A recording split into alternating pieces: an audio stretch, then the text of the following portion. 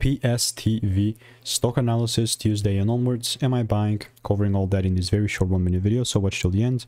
I'm looking at Plus Therapeutics stock, and honestly it's beautiful performance, because just recently, if you didn't already know, I called this thing out to the dot. Like beforehand it was called out in the Discord, not just like as a receipt but as a YouTube video as well, the channel 6 days ago, and it was sitting at 58. I was aiming for 2.